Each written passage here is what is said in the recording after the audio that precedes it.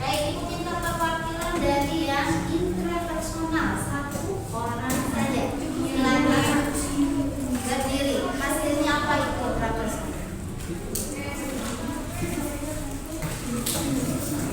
Sebutkan namanya nih. Assalamualaikum warahmatullahi wabarakatuh. Waalaikumsalam warahmatullahi wabarakatuh. Perkenalkan, saya Ibu Yani dari intrapersonal. Apa hasilnya kecerdasan yang terletak pada diri seseorang yang ditandai dengan kemampuan untuk memahami diri sendiri dan bertindak berdasarkan pemahaman tersebut. Lanjut ya, linguistik silakan. 1 orang boleh berdiri. Kamu linguistik tadi.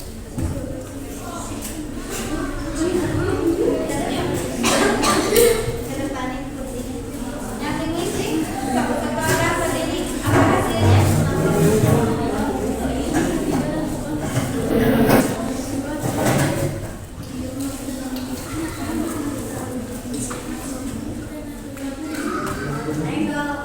Boleh berdiri. Hasil linguistiknya ya.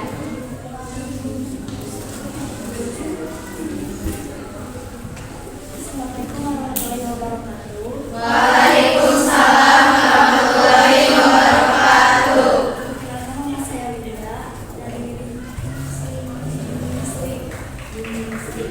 Apa hasilnya katanya? Kemampuan seseorang dalam mengelola serta menggunakan kata dengan sangat baik dari segi lisan maupun tulisan.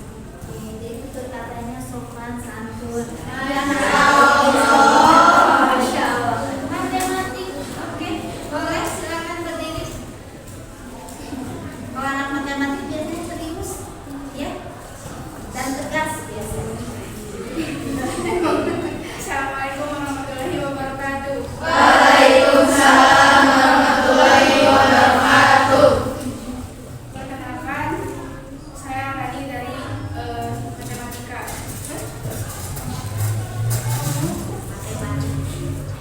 Kemampuan dalam menghitung, mengukur, dan menyelesaikan permasalahan secara logika. Oke, jadi penyelesaian masalah pun kalau anak matematik secara Logika. nggak ada baper-baperan kalau anak matematiknya ya. Oke, lanjut. Ini apa? Musikal. Ini tipikal orang yang happy-happy kayaknya. Oke, silakan. Perwakilan apa? Assalamualaikum warahmatullahi wabarakatuh. Waalaikumsalam warahmatullahi wabarakatuh. Perkenalkan, nama saya Saskia. Yang bisa saya tahu. Kenapa di awal?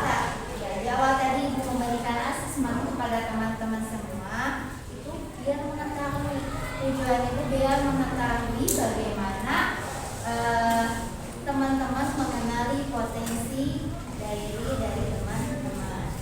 Seperti yang kita ketahui, ya kemarin Ibu pernah ikut iklan tentang 7 jurus BK hebat, ya, di mana kehebatan diri kita itu bisa terbentuk apabila kita sudah paham mengenai jurus yang pertama, yaitu mengenali potensi diri. Kalau kita sudah mengenal potensi diri, otomatis apa?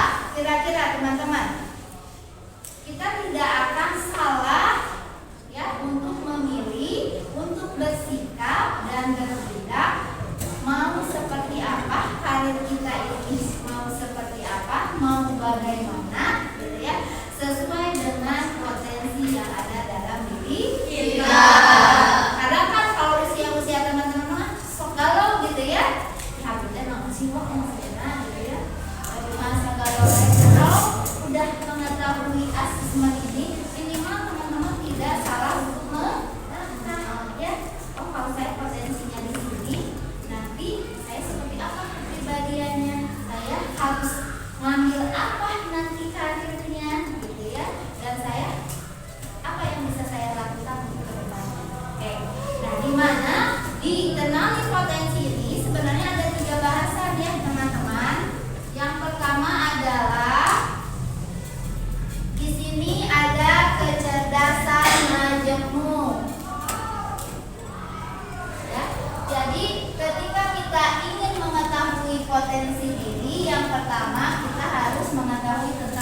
kecerdasan majemuk. Yang dimana tadi teman-teman sudah melakukan asesmen, itu adalah untuk asesmen kecerdasan majemuk. Nanti akan dijelaskan.